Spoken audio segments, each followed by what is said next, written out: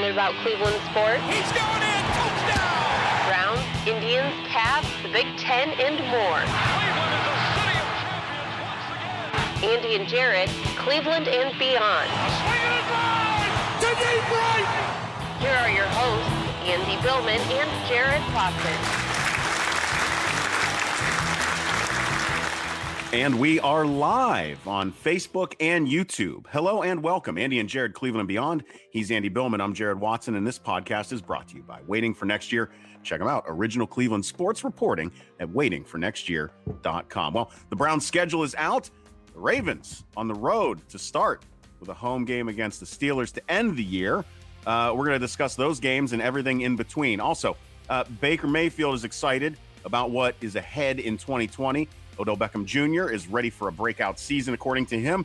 And Hollywood Higgins took a, there's more details on that contract coming out on him taking a little bit less money to stay in Cleveland because he feels like it's in his best interest and to stay in Cleveland to succeed. The Cavs opened up on Friday, May 8th. And finally, an NBA conference call led by Adam Silver gives a peek into what is ahead for the NBA. But first, according to our predictions, of course, it's your 16-0 2020 Cleveland Browns. Cleveland Browns. Happy May, everybody, to some of us who live in the Northeast. It is a very, very warm 30 degrees with only a 25 mile per hour wind. It is, there's actually snow above us today, which is incredible for May 9th. We brought in our plants, Andy. We brought some plants in that we haven't put in the front yard yet. Now we're debating on when to put them back out because we don't want to shock them with the 40-degree weather. Oh, it is shocking. It is shocking. I'm going out after this to go into the shocking and get wind burn, which who would ever think that would be happening in May? Here's my key points about the schedule, and then we'll do the schedule game. I really do think that starting Baltimore, that is as hard as it gets for obvious reasons. You're playing the MVP. We, as in Browns fans, and the Browns won last year in Baltimore, so we should keep that in mind. But we all know that awful number, 119-1. It's a terrible number. It's an ugly number. And really the Browns, I think, need to, if they can, win that game. I think it's important. All that to be said, here are my three keys to the schedule. Then I'll let you do your thing, and then we'll do schedule game. Yep. One is, I think you need to beat the Bengals twice in these first 7 games. If you beat the Bengals twice in the first 7 games, I think that really settles out your first half of the schedule. The bye's right in the middle. Beat the Bengals twice. Everything sets up from there. 2, win 5 to 6 home games. Just win 5 to 6 home games. You got to win 5 to 6. The Browns really lost their grip on home field last year. They got to win more. They got to do better than what they did last year at home. And then 3. If you do accomplish step 1, beating the Bengals twice, all you do is you split between Pitt and Baltimore. If you do that, you're 4-2 in the division. And honestly, I think if you do those things, Jarid, everything plays out. I know everybody goes in these fancy equations and fancy scheduling and all that. The only thing to me that stuck out more this year, because the Bengals are front-loaded, you got to beat the Bengals twice. You have to take care of those games this year, even though it's a Thursday game. Even though it's a game right after the opener on the road, you have to win that game at home. And then you need to, a few weeks later, go to Cincinnati and win that game. That's step 1. I think after that, you can let the schedule settle out. Just win your home games, 4-2 in the division. And I think it's really keep it simple, stupid. Do those things, and then I think, Jarid, the Browns will be fine. Even if they don't win an opener, which I think is important, I think it'll be okay. The things that stood out to me, if I remember correctly, I'll try to remember some of them at least. When I saw the schedule, was obviously number one, that having that Ravens game in Baltimore to start the season at 1:00 is a quick way for each one of those teams to punch the other in the mouth to start the season, right? I also think it's almost. Looking at the rest of the schedule, I'm okay with having that difficult opening like that. I think it's a great way to start the season. I think it'll be exciting. It will be exciting. I don't know that I'm, as a Browns fan, you're like, do I really want to open up with the Ravens? But at the same time, let's beat their asses. Let's make a point. Let's finally, Andy, when's it been? Right? One win to open this since they've been back. So against the Ravens with Jeff Garcia, that's how long it's been. So Dilfer. Was so it Dilfer means a or lot. Yeah, I think it was Garcia. I think it was. I think it was Garcia. Anyway, So you've got that to start the season, but then you're looking at the other thing that stood out is it was strange to me to have both Bengals games before the bye. That's weird to me. The other thing that stands out is that division with the Cowboys, Redskins, Philadelphia, the Browns. That's the only division the Browns have a winning record against since coming back in the past 20 years. So that stands out as a positive for the Browns. Only 2 primetime games this year, which is fine. Ending the season with the Steelers obviously is a solid way to cap everything off. As a Buckeyes fan, it's almost like Ohio State team up north type of deal, at least for those of us who are in that world. Andy, that's not you. But plenty of Browns fans are also Buckeyes fans, so they feel me on that one. Now this is, I think the Raiders game is going to be a catchy one. I think that we've talked about this. Jaguars, Titans, those are games that the Browns that normally go into where you think they should win, and they never do. They never beat these 3 teams: Texans, Jaguars, Titans. The AFC South, I think, is being made way too lightly. The Browns have done a historically bad job of winning those games. In Jacksonville, especially. Cecil Short's game, we all know that game, where he fucking goes off and does amazing things and stands on his head. That game where we finally were having a good season with Brian Hoyer, they go down to Jacksonville and they lay an egg. Played terrible that day. Right. And really got out Fox against a team that had no reason to win that game. Jacksonville was bad. They were so bad in that game. Those games, those are the games that like suck the life out of you as a fan. Suck the life out of you as a fan. Hey, Robin chiming in on Facebook saying happy Saturday. Yeah, strange for us to be doing a show on Saturday, but glad to be here with you. Thanks for joining us, Robin. I know that those games, again, they make you feel like, why do I even watch? And I'm really hoping that I don't have that outcome this year, but I don't have any reason to believe anything otherwise. Well, again, like I think the NFC East this year broke right for the Browns in 2020. The Giants and Redskins are rebuilding and retooling.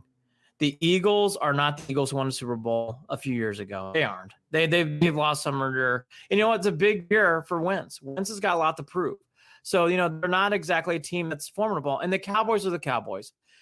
If you don't take them seriously enough, they'll kick your ass. And if you know what, and if you do, if you don't, but if you do, you could beat them. That's an interesting weekend. Baker did an interview, and he made an interesting point. And I'll actually go hide in the Cowboys game. That Matt, I didn't realize he said that game means a lot to him.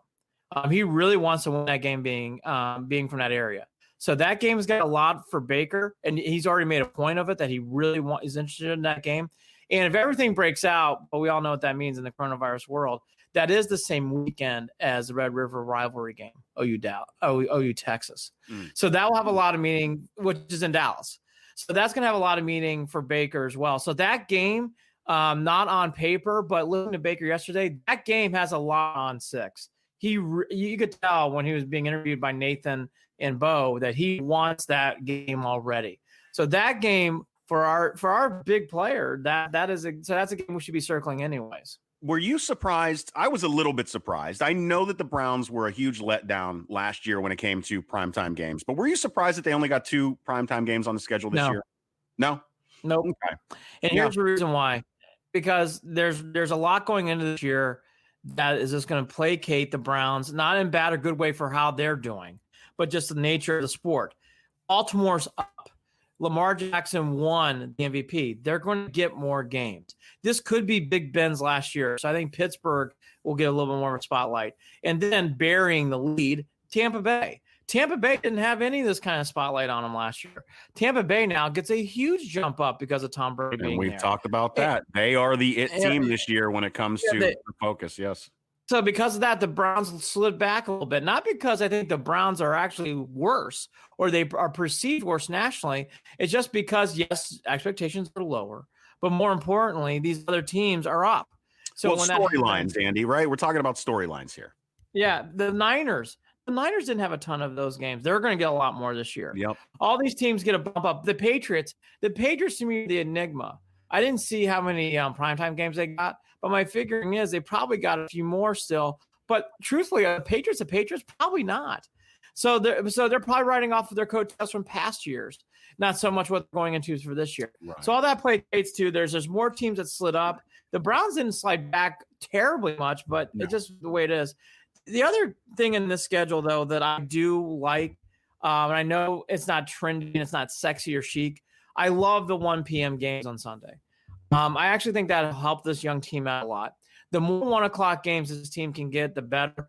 And there's a lot of them on the schedule right now. Yeah, there's only 3 that aren't. They've got that 4:25 start against the Colts. It's Indy. Yep. So I think that will help out this team. I know that's not trendy. I know. Wow. Woo, excuse me. I know that's not chic.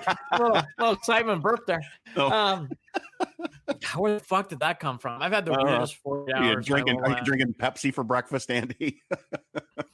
Pounding kale shakes, which is for another podcast. Oh, that's probably, talk about not sexy. But my point being here, stuff like this is all this stuff with the 1 o'clock games. I think is very good for the Browns. I like how it broke out on this. But this schedule's not a bad schedule. There are some tricks to it. I think the end of the year is. I think the last 8 games are everything is supposed to be. The Browns need to be 5-3, 6-2 going into the bye, because after that, it is a buckle up experience. We already talked about the Browns. Robin hit a key point, and her and I talk on and off there all the time. The Browns always do better when they're under the radar. The Indians do better when they're under the radar. The Capitals of LeBron were the enigma. They didn't care, and they flourished in that spotlight. But Robin's right. The Browns always do better when they are underneath the radar and lower expectations. And to be truthful, this team needs that, because they need to be focusing on Zoom conference calls, focusing in what's going on there, and staying on the ground level, which you can't do. So you're doing it on the ground level technology-wise. That's what's important. And the other thing, too, and then we can do the schedule game on, Jared, unless you want to pick apart some more things. The other thing, too, that I caught a lot, which I was not surprised it didn't happen, was everybody saying, oh, well, the Browns get the Thanksgiving Day game. I'm one of the rare fans. I actually don't prefer the Browns playing on Thanksgiving. No. I enjoy Thanksgiving being with family. I mean, look, I'd get excited about it, don't get me wrong, but I'm not disappointed. I like having those games with other teams. I prefer actually having – so one day I'll watch the games, yes, but I prefer spending that time with my family. So I didn't mind that. But the other thing is, like, the Browns really haven't earned that game, if I'm being honest. No, not at all. They have not earned that spotlight. Although, so, in reality, the teams that do play on Thanksgiving haven't really earned it over the years either. Some of them. So let's be real about that too. And the Cowboys laid an egg against the Bills last year. Yeah, I mean, there's a lot of letdowns on Thanksgiving. So. There is, but I just including don't think, the turkey usually. But go. Including turkey. But the thing is, the Browns don't need those games right now. The Browns need to eat their turkey and be at home, and then get ready to go play Jacksonville in Jacksonville after that. They don't need the trepidation of playing on Fox or on CBS in front of the nation and doing those things. And I think in time they will be there and they'll be ready to roll. But I think right now, Sunday 1 o'clock, I like that. I like a lot of that. I actually think that's what this team needs, especially with what's going on where they can't be on the ground meeting right now in person. Sunday's a 1 o'clock work. Sunday's a 1 o'clock where it's at. It's not sexy. It's not trendy, especially right now as it's May 9th. As we talked about in the last podcast, rookies for the first time starting yesterday are now meeting with the team virtually. So for the first time now, the rookies now are being enfolded into this. Focus on that stuff. It goes. This also plays into the new regime having this year to figure things out. All of this plays into giving this team time to develop and do it again. Not with the flash and the sparkle of the spotlight, not with a Hard Knocks. Just keep doing those Building the Browns episodes. That's good enough. We don't need anything more than that. And go from there. Andy, I think that wraps up that section. I think we can jump into the schedule game. I'm ready if you are. Kick it off. All right. So September 13th, week 1 at Ravens, 1 o'clock. That game is on CBS, of course. And I am, oh boy. It's funny. I'm gonna say Browns 20, Ravens 13. Oh my gosh, look at you. I genuinely, I think everything with Lamar was a fluke. I think that tattoo on his chest, he is going to regret. Browns 20, Ravens 13 to start the season. Go ahead. I'm glad Jared Watson said that because I am going to be on the opposite. I don't think the Browns are going to win that game. I think they're going to lose. I think this game does, though, have the making of. That's why I like this game. I think openers are crazy. This is the 1 week. It's hard. I do like to gamble. I would never gamble big on week 1. I think it's impossible to decipher how these teams are going to come out, especially after a pandemic like this where the teams are away. So it is just impossible right now to really see and foresee these things. So I could change my opinion. But right now, I really do think Baltimore's going to win that game. I think they'll be motivated. I think they'll be ready to go. The Browns, usually in these kind of games where that is the motive of a team, they usually don't come out well. I think the Browns, it doesn't define their season, but I think they're going to lose this game to start off. All right. So then we're going to move on to September 17th versus the Bengals. Thursday night football, primetime, 8:20 p.m. Eastern Standard Time. That'll be, of course, on the NFL Network. Andy, I don't think there's a chance in hell the Bengals even get a sniff at this one. I think the Browns win big, win decent, 28-10 maybe. If you don't beat Joe Burrow in his second start in the NFL, we've got big problems. They're going to win big. I think this is I think blowout type win. The only thing about that game, and I'll hurt it again the second time, is this Mixon. If Mixon goes off, that is trouble. I think everything else though, I think we'll play fine. The Redskins is the following week. I know they have Rivera. There's the whole Alex Smith question. Is he coming back? That's a big question in Washington for how they're going to play. Because if you have Alex Smith back and he's healthy, Washington's a very different team. They're average. If they don't have Alex Smith, they're below average with a good defense. With Haskins a quarterback, that's a whole different thing too, because Haskins could play better than he did last year. I don't know. The Redskins have a lot of mystery behind it. All because of that said, again, I'll go in the faith of I think the Browns are just a better team. Right. They have more weapons, and they should beat the Redskins in that game. Again, though, the Redskins to me on paper don't look good, but I think there's more mystery to the Redskins because in an off season, if they do have Alex Smith or Haskins improves, I think the Redskins are an 8-9-7 team because their defense is pretty good. But all that to be said, really the Redskins are going to be probably more like 6-10 again, 5-11. So the Browns should win that game at home. Browns probably in a tight one. That's how I'm looking at this one. Browns tight one. 13-10, something like that. Yeah. I don't think it's going to be a super exciting game. And I think they'll squeak by. Then they go on the road October 4th in Dallas, 1:00. Jerry's World on Fox. A lot of games on Fox because of that divisional play there. So this one, I don't think the Browns win. I don't think the Browns win on the road in Dallas. I just don't think it happens. I think it all depends. It could happen if Baker doesn't allow that hype to get the best of him, where he plays tight, where he's trying to force things, where he's doesn't know how to reel it in and play relaxed. And I don't trust that he can do that. We'll see if he can. I think the Cowboys win. I actually am torn on this game because before Baker's statement, I was on Jared Watson camp. Dallas is another team, very weird, because they have so much talent. And at the end of the day that they can win any of these games, they can lose any of these games. The Cowboys are a very, very hard team to figure out. I agree with Jared. I think now that Baker is going to put a lot of pressure to win on this game could be actually a negative.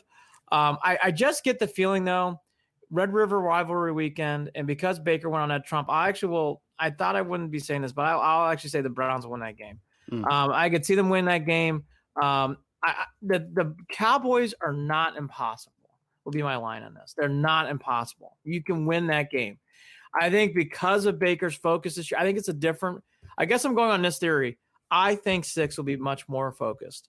And so because of that, I'll take them on the road in Dallas. Yeah, I mean, I'll give you that. I hope that that's the case. I need to see the evidence of it. I'm with you. That's all. I'm with you. And this is the 425 game, the Indianapolis Colts. This is the only 425 game the Browns have right now. If you look at the Colts and you think they can win with Phillip Rivers, wow, you must not be thinking high in the Browns. I'm taking the Browns because I like Reich. I think the Colts are really well coached, but there's nothing on the Colts that excites you. I don't know how you can get excited about Indianapolis. You're right. So I take the Browns. I think, again, as the season goes on, could they sleepwalk if they win in Dallas? And sure, if they lose in Dallas, they'll certainly win that game. But I think it's just there. I just don't see the Browns losing a game like that. I just don't. Agreed. Browns win at home against the Colts. Then they move on to Pittsburgh, October 18th, 1:00 game. And this is, we'll see what happens. Myles Garrett's back. Ben Roethlisberger is should still be playing at that point. We'll see how he handles the start of the season. I don't know the Browns win this first game against Pittsburgh. I just don't.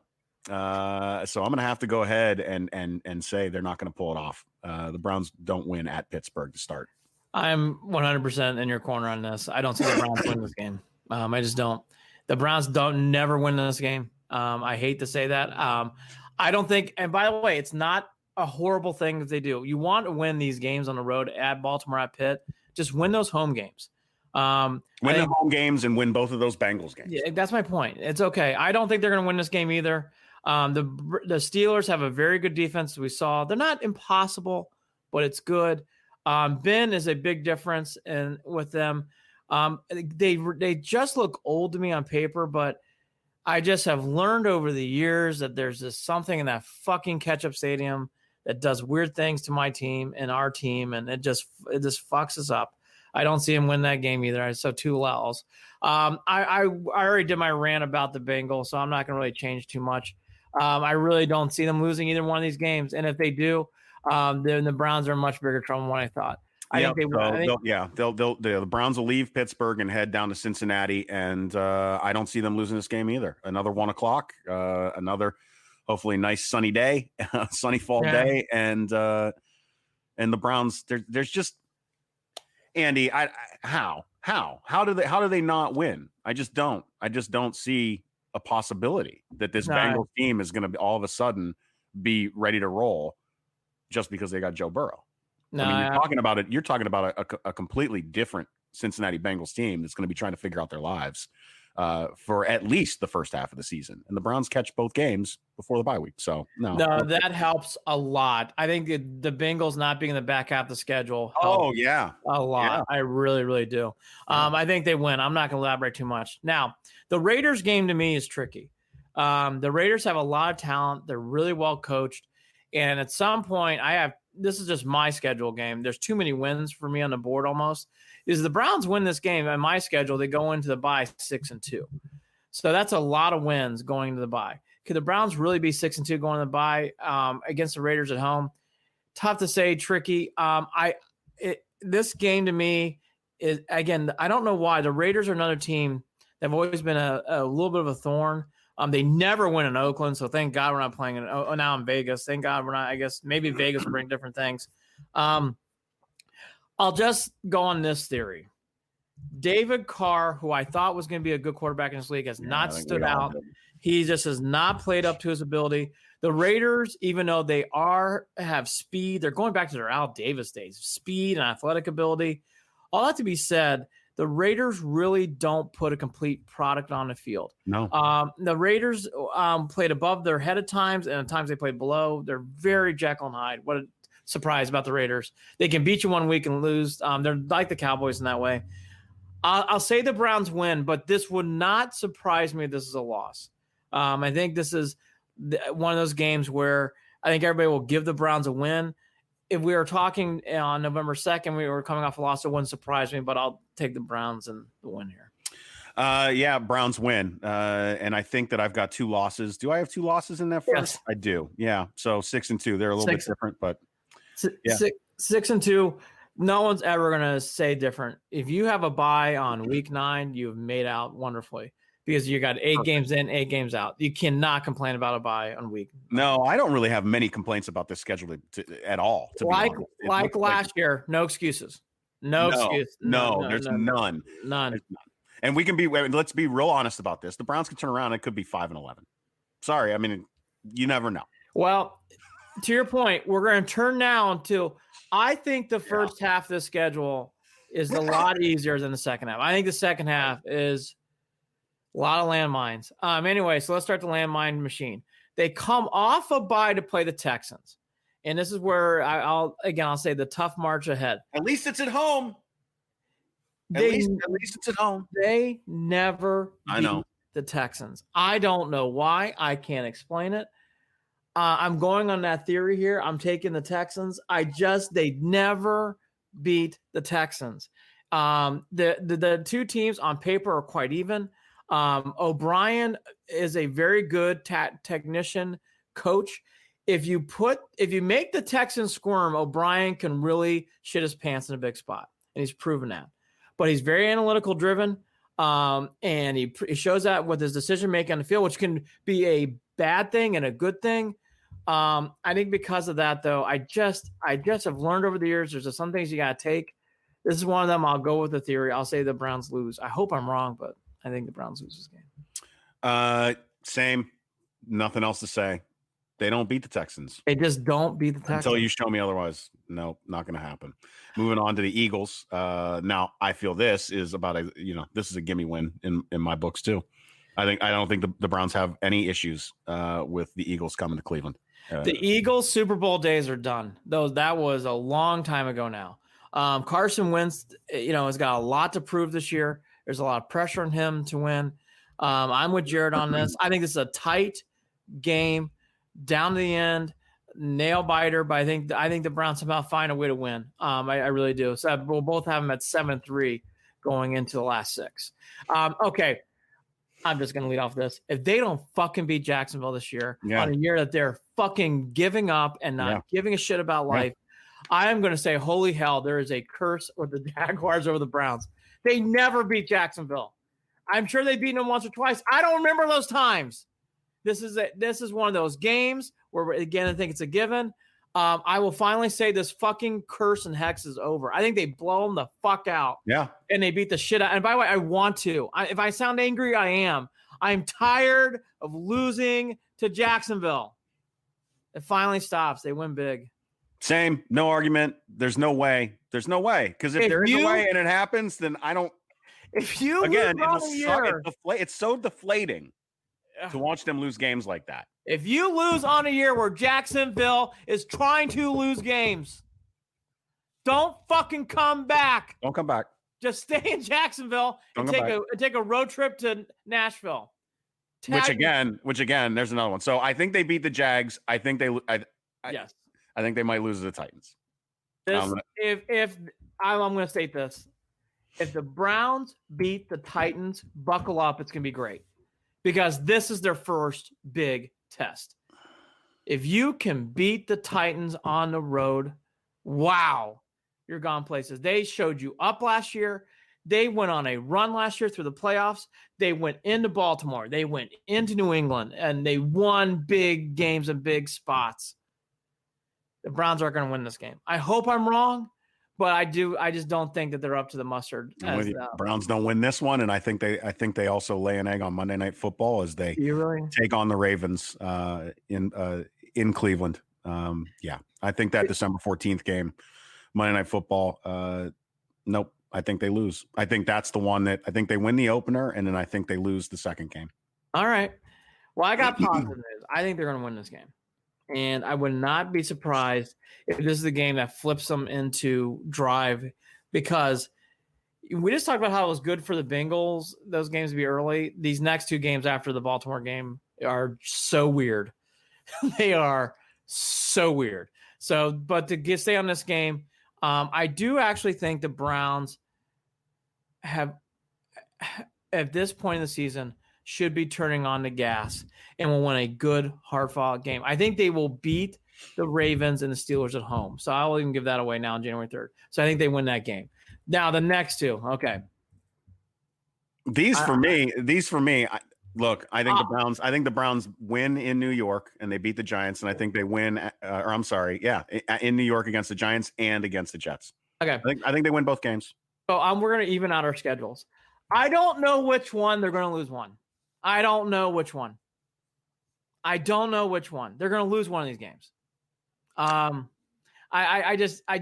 can't see it, Andy. I know what you're saying. I know what you're saying. I know what you're saying. I just have learned this. They're going to lose one of these games. No, they're winning them both. I hope you're right. You think Odell's going to not go off on December 20th? I think he is. Okay, they'll lose to the Jets. So, yeah. You're not going to lose to the Jets. I know. They're going to lose one of these games. I just know. I just have learned this. My eyes will pop out of my head like Adam Gase if they lose to the Jets. It's not happening. I'll say they'll lose the Jets. I bet you they beat the Giants. The Giants are so bad. For how much people don't like the Odell Beckham trade, the Giants have been that shittier without him. So just keep that in mind, okay? Here's the one. And Paul Flynn commenting on Facebook, Big Ben ready for a Grizzly comeback beard of the year. As birds fly out. That beard. Man, I'm working on mine right now. If it didn't grow in so damn patchy.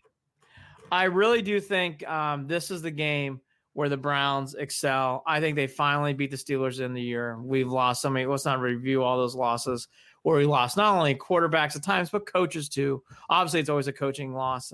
Where not only they lose the game, they get fired the next day, as predicted here 2 years ago by Hugh Jackson. But look, they're going to win this game. Get out of my fucking office, Andy. and here's the reason why. I think the Browns are going to go to the playoffs, and if they're going to go to the playoffs, they have to win this game. So they're going to win this game. Browns. It would be such a beautiful send off if this were the final game that Ben played in Cleveland Brown Stadium, in First Energy Stadium. And I think the Browns win big. I think the Browns destroy Pittsburgh that last game of the year. It would not surprise me.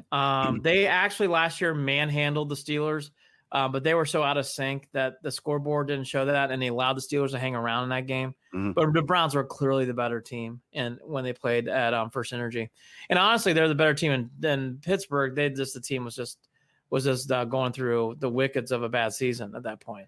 And they, T-shirt gate and Myles Garrett, it was all bad.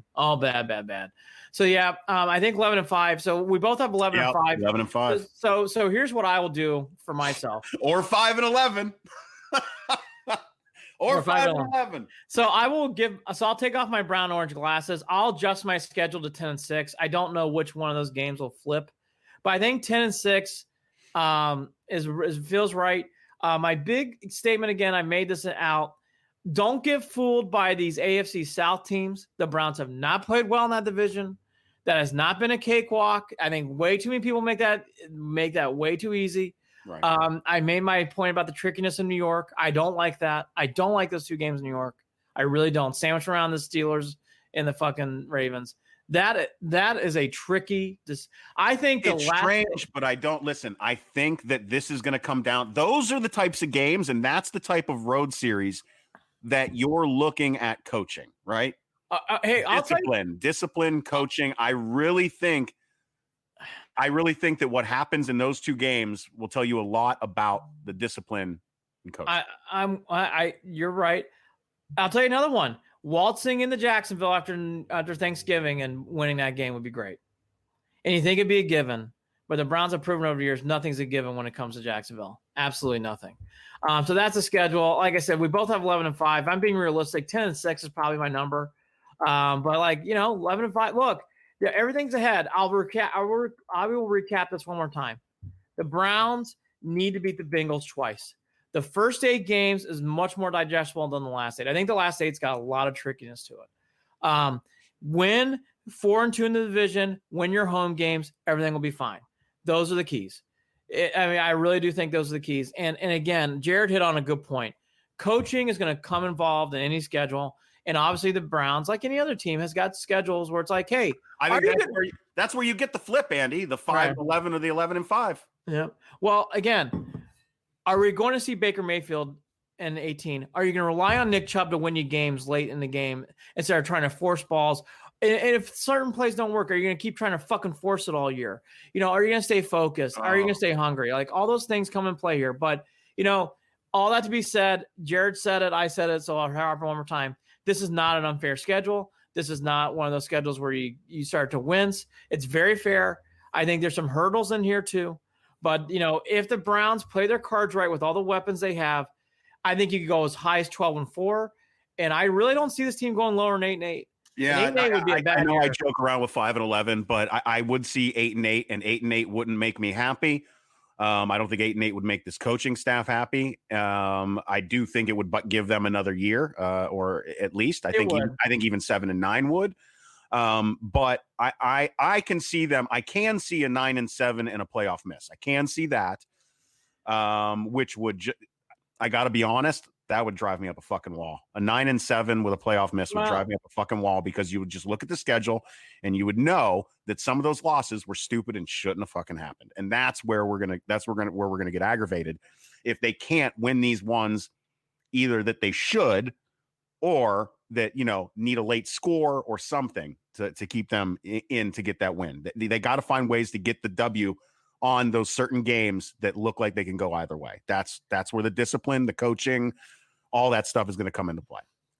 Playing through injuries, making key plays in big spots, also come and play here. The Browns have not been good since '99 about making key plays in big spots. We drop passes.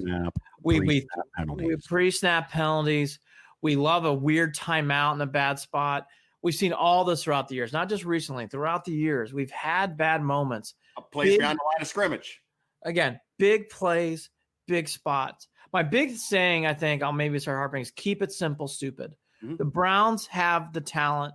You got all these weapons. Keep it simple. I really think that will be the big thing. All right, to run through this rest, because I actually now have to run somewhere here shortly. Baker May, it's been one of those. I've had a crazy last 2 days. Well, we did plan on this being a short show, so other than the computer losing its mind, we're good. Well, exactly. Baker Mayfield is ready to roll. He did an interview with Nathan and Bo. Some of the quotes: "Quote: Every interaction I've had with Kevin's been great. He is who he is, and he's climbed the ladder quickly because he's well respected and is an extremely sharp guy. He knows what he's doing. He knows the exact approach he wants to attack with." And he said some other nice things. I think the big thing that he came off to is like, it's kind of driving me crazy. We're not able to get there and all be together, but it's for the better of everyone and their healthy and their safety. I'm really excited, end quote from Mr. Six. The big thing I took out of Baker Mayfield when I was more of his visual cues. He seems very relaxed. Yeah. He seems like he's a guy who's really, really trying to focus on what's ahead. Hanging out on the lake with his wife. To be fair, and we haven't really talked about this, the big thing I've seen from Baker Mayfield, which I think is a great sign, he could have easily jumped on the grocery train here when that whole thing went down back around February and really gone off and done some things. And he hasn't done that, and he hasn't even gone around those circles. I think Mayfield and some other examples too shows to be already a different guy. We all know that doesn't mean a damn thing until September. But when you're in Baltimore, but I will say from the outside, I really like his visual cues. I like how he looks composed and relaxed. He is confident still, but not over the top cocky. And there's a big difference. And we saw, and you like cocky. It's the tone that you're already seeing being set by Coach Stefanski, and the difference between the tone that he's setting and the tone that Freddie let him go, let him do whatever he wanted. Let Baker be Baker. Stefanski probably is, I don't know that he even has to do it with his words, but he's probably doing it with his persona and the way of acting. I'm sure that there have been conversations that we aren't privy to, but at the same time, you can already tell that it's having an influence on the way that Baker is approaching everything. It seems like a different guy.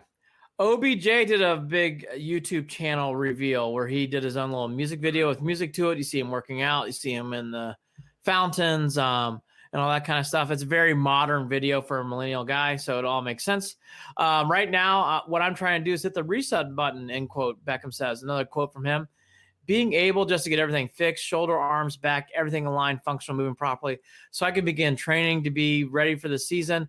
He is thinking big things, and he has already been saying to people, I honestly think this is going to be one of my best seasons. Bigger, stronger, faster. This is my time. And Well, Odell was talking about the compensation injuries that came from after, his ankle injury and the compensating, that comes from that. And when he's talking about getting realigned, I really do believe that all of that comes into play with how he will look this coming season. Yeah. He has had time to focus on these things, to work on these issues, to realign himself, as he is saying. And I think that makes all the difference in the world. Because when you're not compensating for that stuff, you can focus strictly on football, on making the plays, on making the catches. You're not worried about making a cut and hurting yourself. You're not doing things differently than you would be if you had the injury. So I can buy into this stuff. If you didn't watch the video and you just read the quotes, you can see that, take this as him being cocky. I'm telling you, when you watch it, he's just working out and he's just believing in himself at this point. And it's nothing crazy, flashy, over the top. It just is what it is, and it shows you that he's getting ready and he's getting prepared for the season. Period. A lot of athletes are doing what he's doing. It's not anything different or everything else. Nope. I just thought it was nice from Odell. He took us behind the curtain for a little bit. You can tell he's feeling good. The other big thing that I took out of it was actually what happened with his injury. Quote back, my last quote here, but quote. So last year I was in training in June and July, and I was kind of feeling stuff around the growing area, abs and stuff like that. By third week in training camp, I tear a little piece of my ab. So therefore I had a hernia thing going on. Sports hernia is what they call it. It ended up at the end of the season, torn abductor, torn. I can't pronounce that, but anyways, on the right. Look, here's the big thing about Beckham that I think we got to learn. He played injured last year, and I don't think that's being talked about enough. He played injured last year and had a hell of a year for a guy who sounds like he was really injured.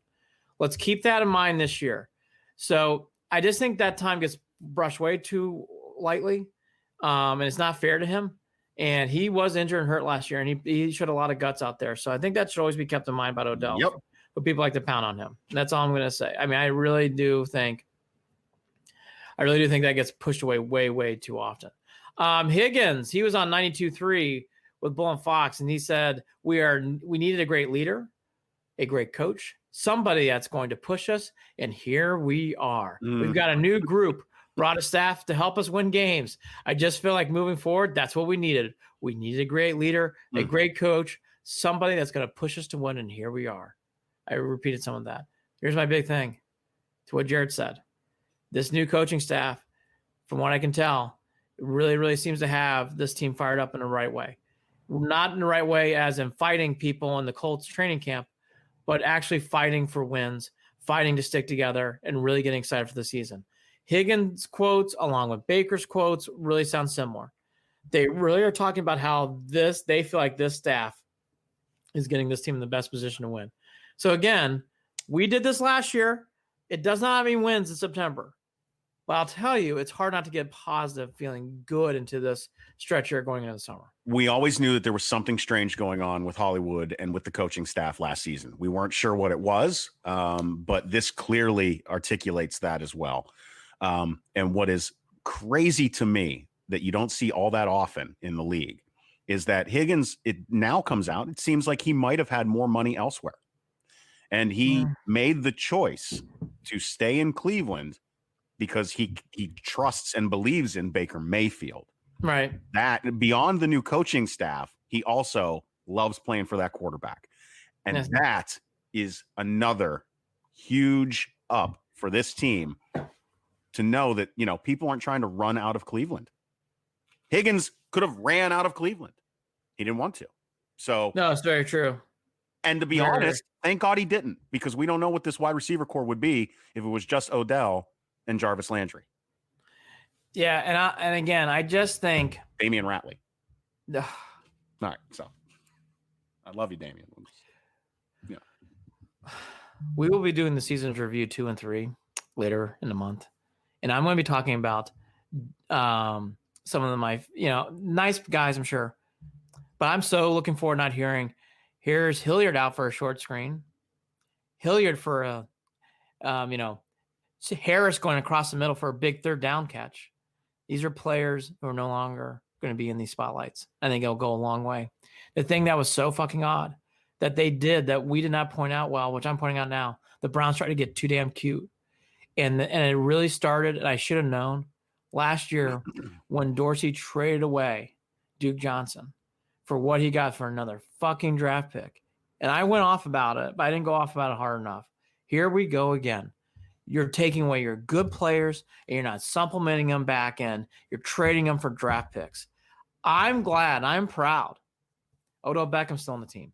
Olivier Vernon's still on the team, which I didn't know if I was going to do, but I'm glad to see that because watching last year, Emmanuel Ogbah, Cam Irving, Mitchell Schwartz win a Super Bowl for the Chiefs, it made me sit, and Mitchell Schwartz we all knew, but Ogbah and Irving, it really started making me realize, we are not doing a good job of taking players in and growing them in the system.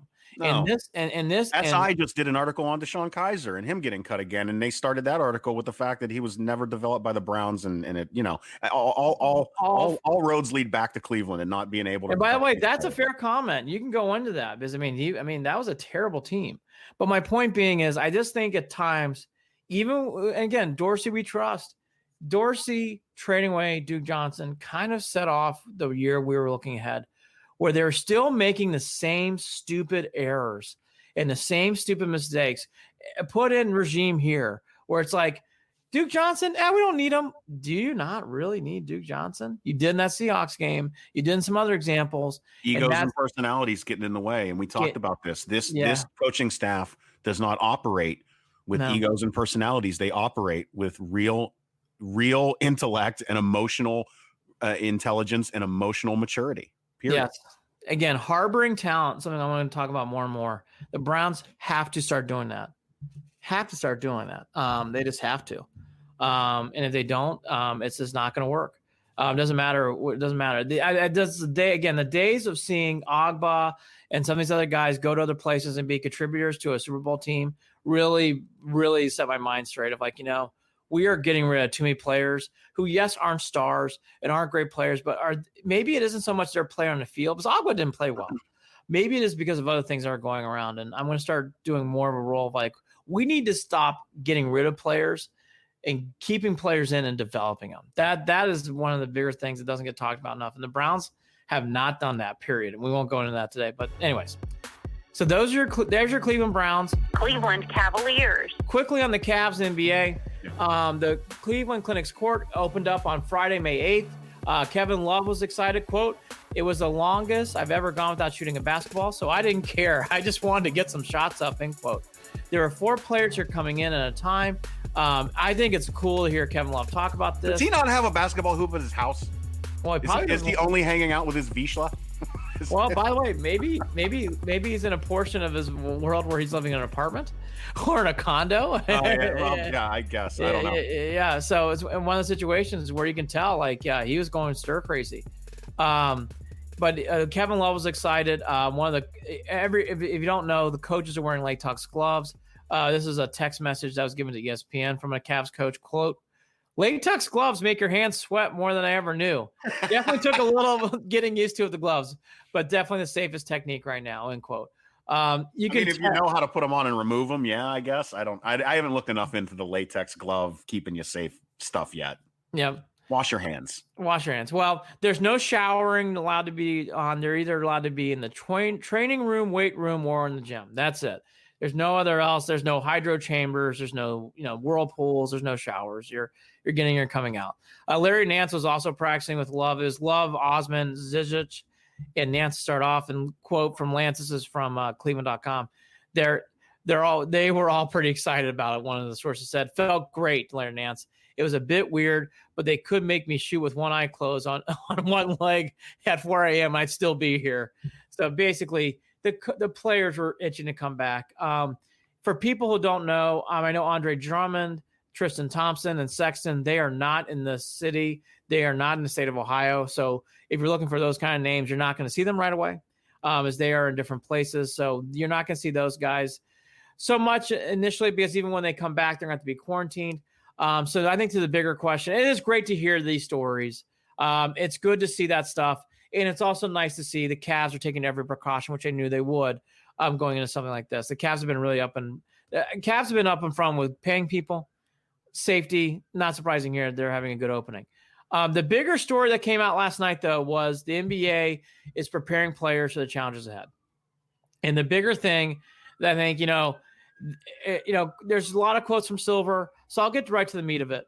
It sounds like it's not going to be May, obviously. It may not even be June. But the bigger thing that they're saying is we're going to do it when the time is right. We're not going to rush in. Silver is thinking Orlando and Las Vegas made the most sense. It's going to be one place. Everybody stays there. I've heard a lot of rumors. I've seen a lot of articles written about how they might harbor them at Walt Disney World, where all the teams will stay at all the resorts and stay at some of the hotels. Obviously, there's plenty of facilities there, and you can play. And there's multiple courts, and that so you can play and do something like that. Vegas makes sense too, because again, there's multiple courts, multiple open facilities. You can do something like that in. Both those make a lot of sense. The bigger thing here is there's no point in adding risk for all the flying of all of you city to city, Silver said on this conference call. We think it'd be safer to be in a single location, 2 locations to start. The goal isn't to have you go to a market for 2 months to sit in a hotel room, end quote. There's going to be a lot of restrictions. You can tell the bigger thing here from Silver is in one of the last quotes in the article, quote, until there's a vaccine or some cocktail preventing people from dying from the virus, we are going to be dealing with this collaboratively and collectively. The ultimate issue is how much risk we're all comfortable taking, end quote. I think that was a smart statement by him. Smart statement, not forcing anything. He doesn't sound like these airline CEOs that make me want to fucking throw things at my TV.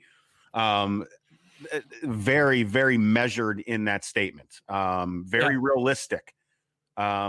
I think that anytime you gather a bunch of people in any area, even if it's just for a short while, you have to be careful because as you see, it's that when you're in groups, it spreads. Once it gets in, it spreads like wildfire, right? Yes. That's really why we see these meat packing companies that are getting shut down, where you're getting 600 people that test positive because they're all in the same area. They're all in the same place.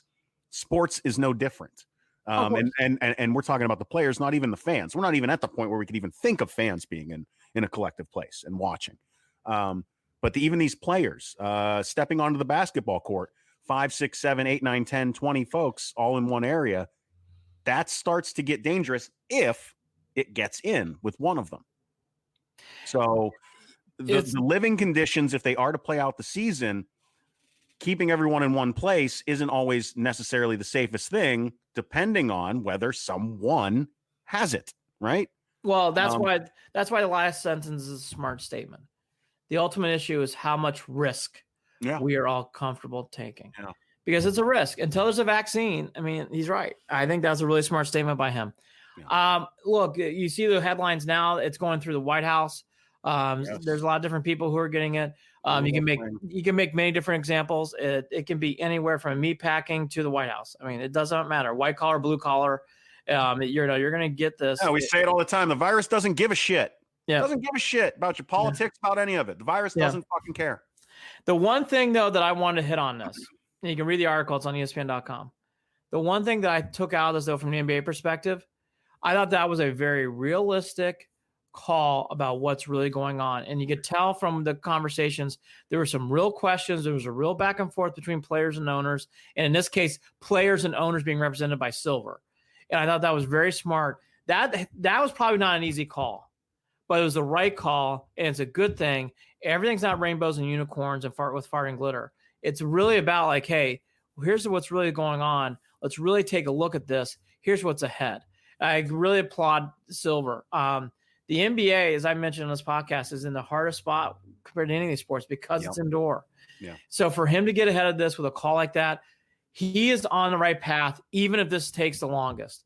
Silver is on the right path, and I thought that was a good sign for an NBA where I thought they needed some positive news. I thought that was a very good sign from Adam Silver on that phone call. Follow us on Facebook, facebook.com/Cleveland and Beyond, on Twitter @CLE and Beyond, and shoot us an email, andyandjared@gmail.com. That's JARID, Andy and Jared @gmail.com. We're brought to you by Waiting for Next Year. Check them out. Original Cleveland sports reporting at waitingfornextyear.com. Andy, final thoughts?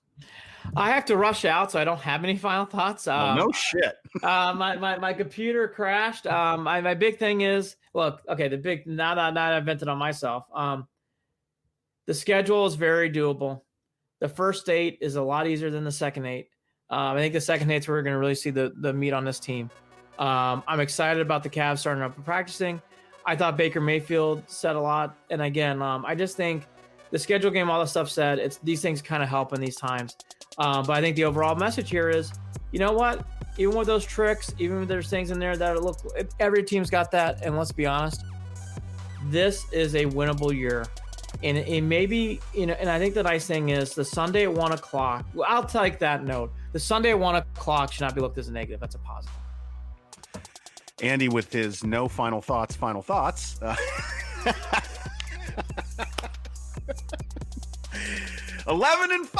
baby. It's happening. Playoffs. It's happening. Bet your cashier's checks in Vegas now. He's Andy Billman. I'll Billman. take your money. He's Andy Billman. I'm Jared Watson. Andy and Jared, Cleveland and beyond. Take care. Have a safe weekend. And love you all. Thanks for tuning in. Take care. Bye.